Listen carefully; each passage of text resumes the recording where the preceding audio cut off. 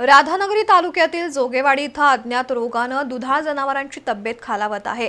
म्हशींना तापाची लक्षणं दिसतात आणि 24 तासात म्हशींचा मृत्यू होतो। अशा पद्धतीनं गावातील 4 म्हशींचा मृत्यू झाला असून 6 म्हशी गंभीर आहेत। त्यामुळे पशुपालक शेतकऱ्यांमध्ये भीतीचं वातावरण आहे। दरम्यान जोगेवाडी गावात जिल्हा पशुसंवर्धन अधिकारी डॉक्टर प्रमोद बाबर यांचं पथक दाखल झालंय, पण या रोगाचं नेमकं निदान होत नसल्यानं सगळ्यांमध्ये संभ्रमावस्था आहे। कोल्हापूर जिल्ह्याच्या ग्रामीण भागात दुधाळ जनावरांना अज्ञात रोगाची लागण सुरू झाली आहे। नुकतीच कागल तालुक्यातील 8 जनावरं दगावली। या रोगाचं नेमकं कारण स्पष्ट झालेलं नाही। दुसरीकडे राधानगरी तालुक्यातील जोगेवाडीमधील आनंदा बाळू राठोड यांच्या 2 म्हशींना ताप आला।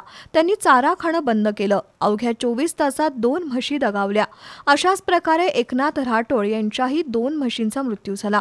तर जोगेवाडी गावातील आणखी 6 जनावरांवर याच रोगाची लक्षणं दिसत असून त्यांचीही प्रकृती गंभीर झाली आहे। दुधाळ जनावरांच्या आकस्मिक मृत्यूमुळे शेतकरी वर्गात भीतीचं वातावरण आहे।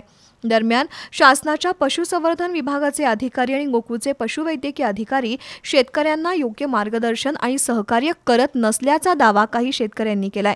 माजी सभापती अरुण जाधव यांनी मृत जनावरांच्या गोठ्याला भेट देऊन पशुसंवर्धन विभाग आणि गोकुळ संघानं आजारी जनावरांवर तात्काळ उपचार करावेत अशी मागणी केली आहे। त्यानंतर जिल्हा पशुसंवर्धन अधिकारी डॉक्टर प्रमोद बाबर यांनी जोगेवाडी गावाला भेट दिली। मृत म्हशींचे रक्ताचे आणि पोटातील भागाचे नमुने प्रयोगशाळेत पाठवले आहेत। वातावरणातील बदलामुळे दुधाळ जनावरांना रोगाची लागण झाली आहे। जनावरांना ओला चारा देऊ नका, तो सुकून त्याच्यावरती चुन्याची निवळी मारून द्या असं आवाहन त्यांनी केलंय।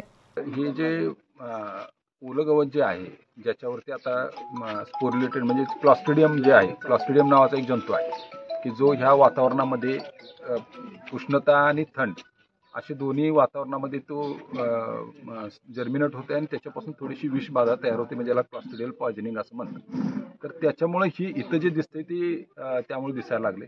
शेतकऱ्यांना एवढंच आव्हान आहे आमचे की ते वल्लीवैरण जशीच्या तशी घालू नका, ओलीवैरण एक दिवस वाळवा, त्याच्यावरती चुन्याची निवडीची थोडीशी प्रक्रिया करा आणि मग खायला घाला। हे काय साथीचा आजार दिसत नाही। या रोगाचं नेमकं निदान होत नसल्यानं उपचारातही विस्कळीतपणा आहे। त्यामुळे शेतकरी भयभीत झालेत। दरम्यान गोकुळचे संचालक अभिजित तायशेटे, राजेंद्र मोरे, पशुधन विकास अधिकारी डॉक्टर श्याम लुद्रिक, मनोज ससाने, सूरज कांबळे यांच्यासह पशुवैद्यकीय कर्मचाऱ्यांनी गावातील बाधित जनावरांची पाहणी केली।